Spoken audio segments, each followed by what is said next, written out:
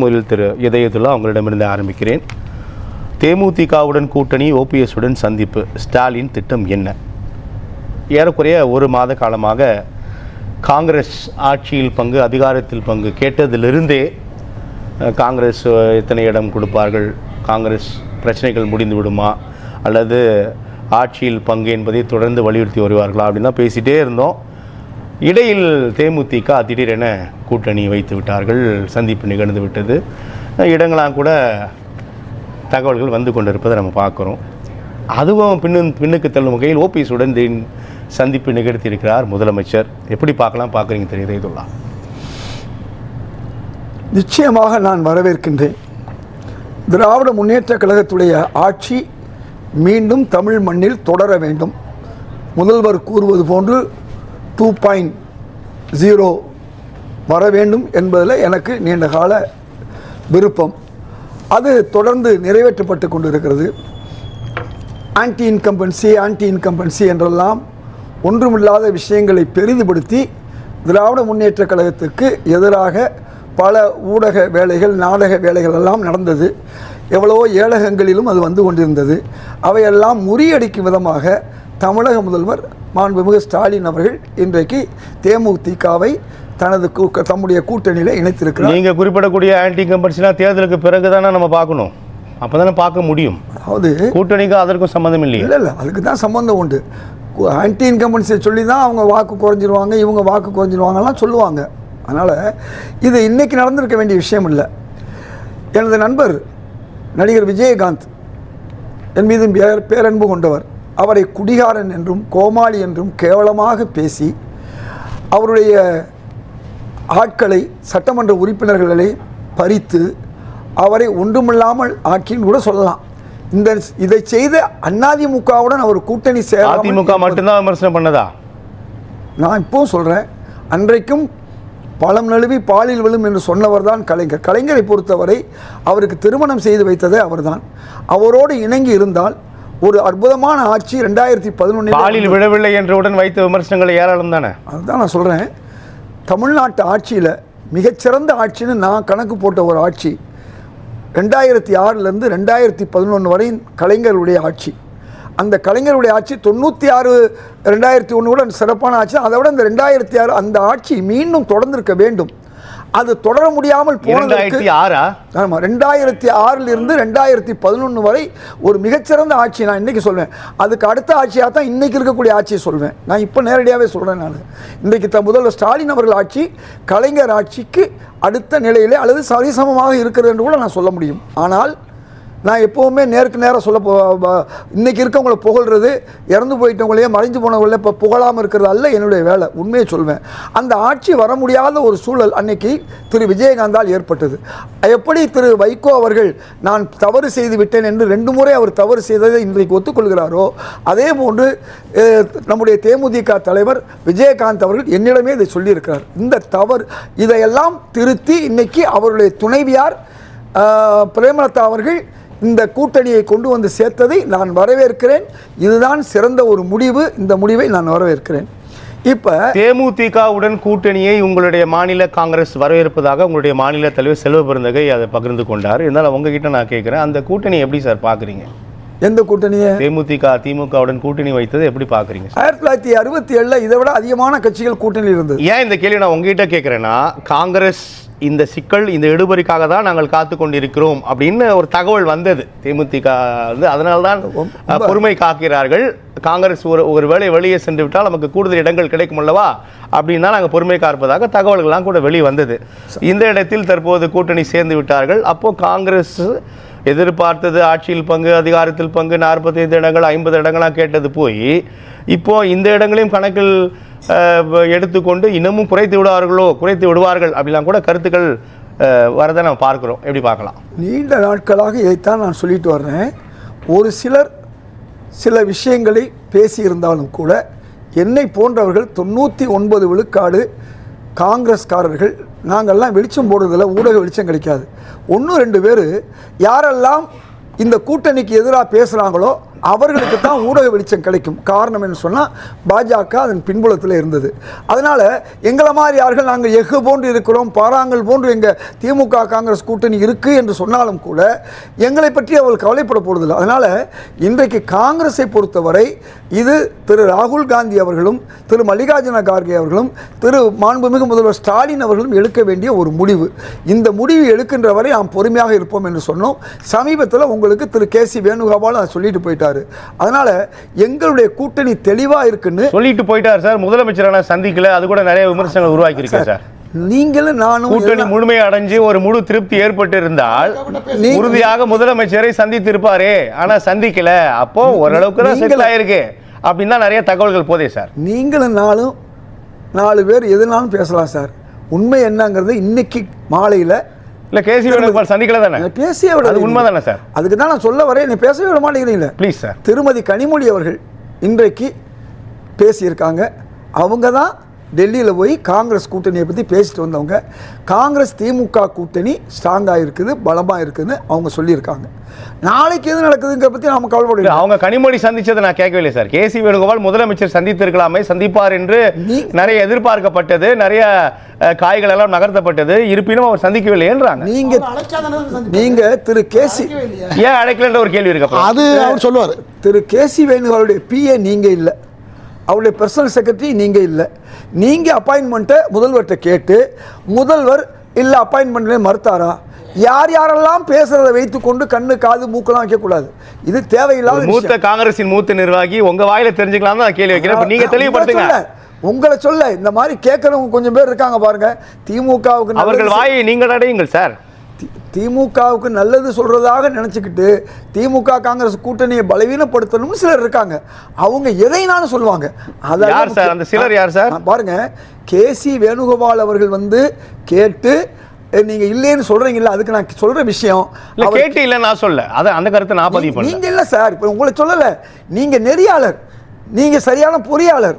அதனால வந்து நீங்க ஒரு முறையா நீங்க கேட்கறது கூட உங்க கருத்து இல்ல, யாரோ கேட்கற கருத்தை என்கிட்ட கேட்கறீங்க, பதில் சொல்றேன். ஆனா என்னை பதில் சொல்ல விட்டா தானே.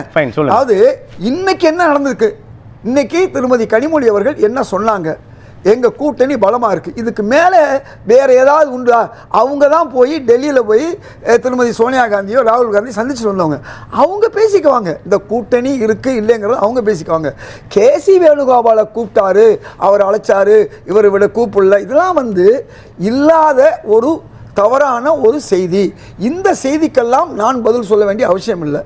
நம்பர் 2, உங்களுக்கு இன்றைக்கு எங்கள் கூட்டணிக்குள்ள நாங்கள் பலமாக இருக்கோம். ஒரு விஷயத்தை நல்லா புரிஞ்சுக்கோங்க.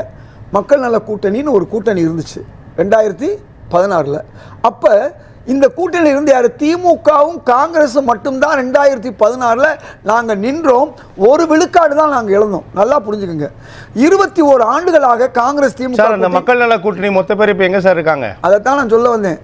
அவங்களும் இங்கே வந்துட்டாங்க, இன்னைக்கு புதுசாக உள்ளவங்களும் வந்துக்கிட்டு இருக்காங்க. அதே மக்கள் நல கூட்டணியில் இருந்த தேமுதிகவும் வந்துக்கிட்டு இருக்கு.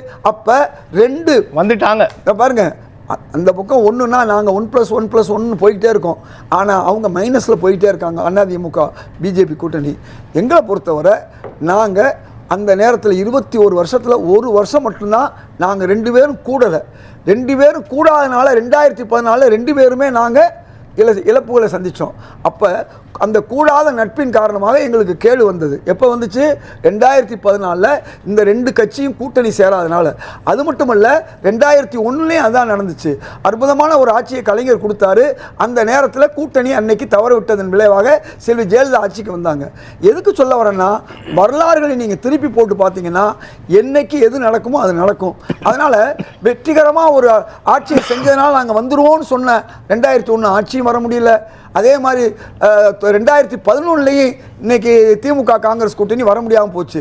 அதனால காலம்தான் நமக்கு பதில் சொல்லும், எது நல்லது கெட்டது என்பதை எங்கள் தலைவரும் முன்னேற்ற கழகத்துடைய தலைவராகிய மாண்புமிகு முதல்வர் சேர்த்தே சொல்லிருங்க. தேமுதிக கூட்டணி அதனால் காங்கிரஸுக்கு இடம் குறைந்து விடுமா அப்படிலாம் கூட கருத்து போகுது. அதுக்கு நீங்க சில விஷயங்கள் வந்து நேரடியாக சொல்ல, அதற்குள் ஓபிஎஸ் சந்தித்து விட்டால் அவரும் சந்திப்புக்கு பிறகு அடுத்து இவர் தான் முதலமைச்சர் ஆவார், இதுதான் ஆட்சி அமைக்கும் அப்படின்னும் செய்தியாளர் சந்திப்பில் மகிழ்ச்சியோடு அதையும் பகிர்ந்து இருக்கிறார். என்ன சார் இதுக்கு எப்படி சார் புரிஞ்சுக்கலாம்? சார் ஓபிஎஸ் வந்தாலும் வரவேற்போம் சார். பாஜகவால் தான் நாங்கள் தோற்றோம்னு சொன்ன திரு ஜெயக்குமாரும் சண்முகம் நாளைக்கு இங்கே வந்தாலும் நாங்கள் ஏற்றுக்குவோம் சார்.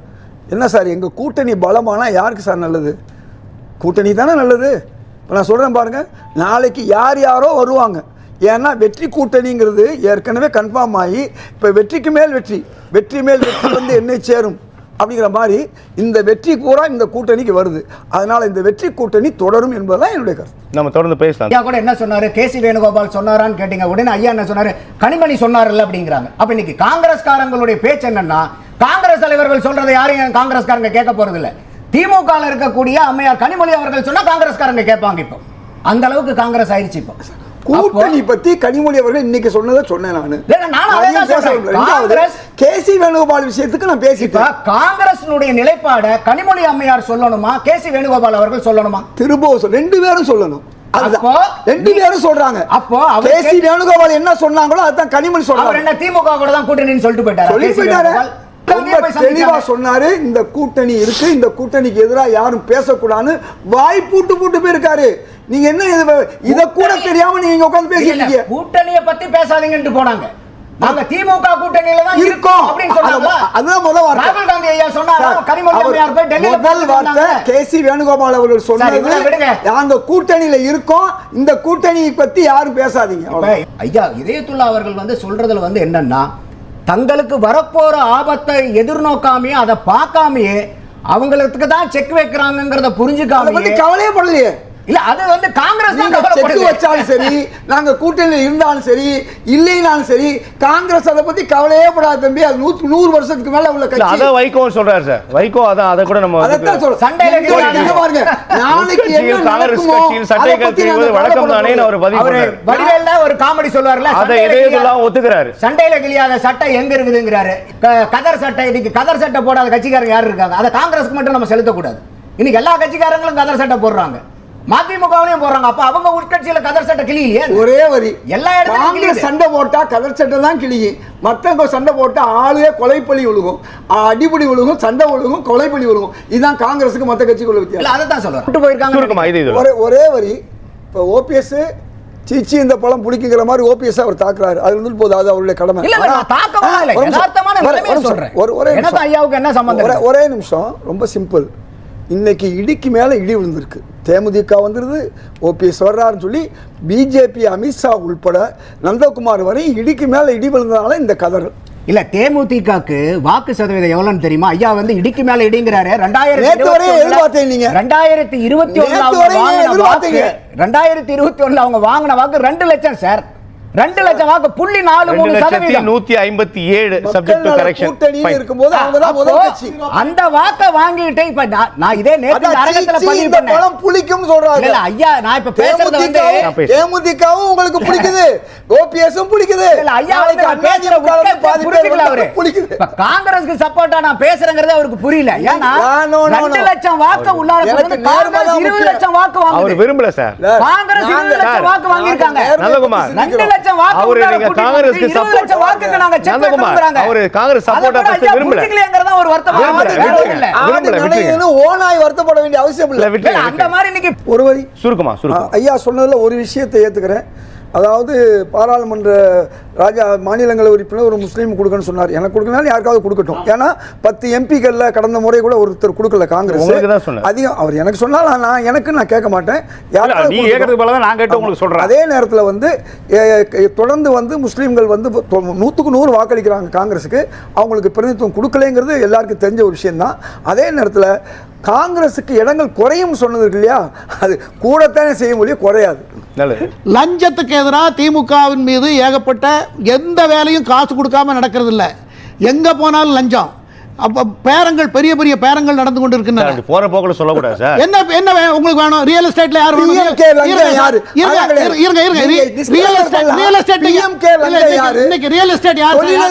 நான் சொல்றேன் கட்சிக்கு ஃபண்ட் வாங்குன லஞ்சம் யாரு? நீங்க பேசும்போது ஜியோவுக்கு பேர் சொன்ன அந்த லஞ்சம் யாரு? நீங்க பேசும்போது அவரோட நேரம் நீங்க பேசும்போது இல்ல அந்த புரிகிறது நான் பண்றேன். போய் சொல்ல கூடாது. நான் போய் சொல்ல தெரியாது. போய் போட்டு எல்லாத்தையும் அள்ளி விடுறீங்க. கடன் விஷயம் லஞ்சம் அள்ளி விடுறீங்க. என்ன லஞ்சங்கிறீங்க? நான் லஞ்சத்துக்கு ஆதரவா இருக்கிறேன். அதுக்கு தான் உங்களுக்கு பதில் சொல்றேன். நான் லஞ்சம் வாங்கினா எந்த பதவியில நான் இல்லாத ஆளு. நீங்க இருங்க சார். நீங்க வேணா பாஜக லஞ்சம் வாங்கி சமீபத்துல கட்சி ஆதரிக்க மக்களுக்கு யாருக்கு லஞ்சத்துக்கு நான் அது எவ்வளவு சார் யாரா இருந்தாலும் எந்த அரசா மத்திய அரசா இருந்தாலும் சரி மாநில அரசா இருந்தாலும் சரி மக்களோட ரத்தத்தை குடிக்கிற மக்களோட ரத்தத்தை ஒரே ஒரு சுருக்கமான பிரேக் கடன் ஆதாரத்தோட சொல்றேன். காங்கிரஸ் ஆட்சி 1947 இருந்து 2011 திமுக ஆட்சி கலைஞர் ஆட்சி வரை வெறும் 1 லட்சம் கோடி தான் தமிழ்நாட்டு கடன். நல்லா புரிஞ்சுக்கோங்க. அந்த 10 ஆண்டுகள் அதிமுக ஆட்சியில் 5.5 லட்சம் கோடி, ஏறத்தாழ 4.5 லட்சம் கோடி அந்த கடனுக்கு இன்னைக்கு திமுக அரசு தான் கட்டிக்கிட்டு இருக்கு. மூணாவது, கடன் எவ்வளவு வாங்கலாங்கிறது ஒரு முறை இருக்கு. இல்லைன்னா வாங்க முடியாது, எந்த மாநில அரசும் வாங்க முடியாது. தமிழ்நாட்டில் 26 விழுக்காடு தான் இதுவரை இந்த திமுக ஆட்சி இவ்வளவு கடன் வாங்கியிருக்கு. 30 வரை வாங்கலாம், 30 வரை வாங்கலாம், ஆனா வாங்கல. ஆனா 30 வாங்க வேண்டிய மோடி அரசு 56 வாங்கியிருக்கு. எவ்வளவு தெரியுமா வாங்கியிருக்கு? சுதந்திர இந்தியாவிலிருந்து மோடி ஆட்சிக்கு வர்ற வரையும் வாங்கிய கடன் வந்து வெறும் 55 லட்சம் கோடி. ஆனா இந்த 10-11 வருஷத்துல அவர் வாங்கினது சுமார் 2 லட்சம் கோடிக்கு மேல. எதுக்கு நீ வாங்கினீங்களா இல்லையா?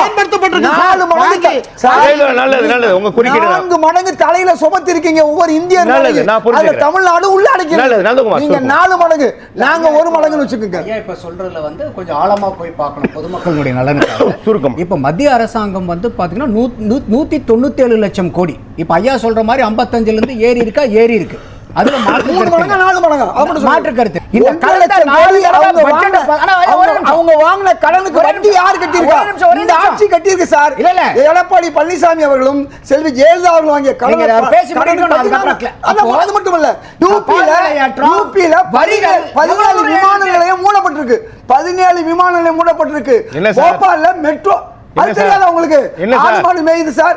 யூபில சார் என்ன சார் தேவையில்லை. தமிழ்நாடு சார், தமிழ்நாடுக்குள்ள வந்துருங்க. அதுக்கு தான் சொல்ல வரேன். தமிழ்நாடு சட்டசபை தேர்தல் நடக்கும்போது மோடி ஏன் ஊபி போயிட்டீங்க? ஊபி பத்தி எந்த பேச்சுமே இல்லையா சார்? அவர் பேசுறாரு இல்லையா? மத்திய அரசாங்கத்தை பத்தி இவ்வளவு நேரம் பேசினாரு. இல்ல, நீங்க சொன்னதுக்கு விளக்கம் சார். நீங்க சொன்னதுக்கு அவர் விளக்கம் கொடுத்தார் சார். நீங்க திருப்பி அதுல ஒரு கேள்வி வச்சு பேசாதீங்க. 1397 கோடி 2 பேர் பேசினா யார் பேசுதோ மக்களுக்கு புரியாம போயிடும். 13 பாலம் பீகார்லயும் குஜராத்லயும் இடிஞ்சு விழுந்திருக்கு. நல்லா தெரிஞ்சுக்கங்க. இன்ஃப்ராஸ்ட்ரக்சர்ங்கிற பேர்ல ஊழல் நடந்திருக்கு. பீகார்ல மட்டுமல்ல, தமிழ்நாட்டுல இல்ல. பீகார்ல மட்டுமல்ல, மத்திய ஒன்றிய அரசு எல்லாமே. நம்ம இன்னைக்கு வந்து குப்பைக்கு வரி சார், பால் விலை உயர்வு, கரண்ட், இன்னைக்கு ஒவ்வொரு வீட்லயும் கரண்ட் பத்திக்கிட்டு எரியுது. இப்ப வந்து ஈபி பில்ல பார்த்தாவே ஷாக் அடிக்குது. யார் காரணம்? எந்த விலைவாசி ஏறல திட்டம்னு கொண்டு வந்தது யாரு? கையெழுத்து போட்டது யாரு? உதய மின் திட்டம்னா என்ன ஐயா சொல்றாங்க?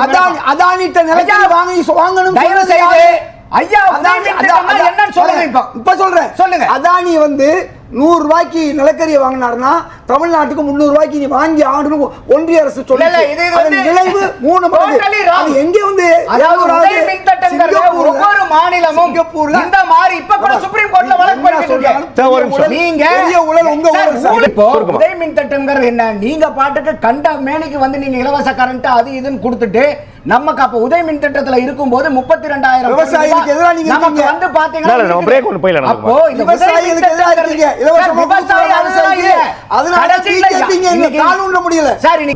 மக்கள் தீர்ப்பு உங்க கருத்து பாருங்க. கம்ப்யூட்டர் வச்சு பாருங்க விரைவா. நந்தகுமார் கம்ப்யூட்டர் வச்சு பார்க்குறாரு. மக்கள் கம்ப்யூட்டர் இல்லாமல் உண்மையான விளக்கத்தை சொல்கிறாங்க. குமாருக்கு எதிராகவே சொல்லியிருக்காங்க. தீர்ந்து விட்டது 43, தொடருமுள்ள 13, சேர்த்தா 58. அதே மாதிரி தீர்ந்து விட்டது 53, தீர்ந்து விட்டது 53. பிரச்சனை இல்லைங்கிற அர்த்தம். பிரச்சனை இருக்கா இல்லைங்கிற நாளைக்கு தெரியும். நாளைக்கு ஒருத்தருக்கு நல்லது நடந்தால் நாளை கழிச்சு வேற ஒருத்தருக்கு நல்லது நடக்கும். இதுதான் உண்மை. ஒரு விஷயம் எங்களுக்கு சந்தோஷம் என்னன்னா, தாவேகாவை பற்றி நாங்கள் பேச வேண்டிய அவசியம் இல்லை. அதிமுக பிஜேபி பற்றி பேச முடியல. இப்போ தாவேகாரர்கள் அதிமுகவை திட்டுவதும் அதிமுக பிஜேபி தாவேகாவை திட்டுவதும் இந்த 2 இருக்கிறனால தமிழக முதல்வர் மாண்புமிகு முதல்வர் ஸ்டாலினுக்கு அந்த மாதிரி பிரச்சனை எதுவும் இல்லை. அவர் வெற்றியை நோக்கி போறாரு. இன்னைக்கு அதிமுகவும் பாஜகவும் தங்களுக்குள் சண்டை போட்டுக்கிறது நாங்கள் பார்த்து ரசிக்கிறோம்.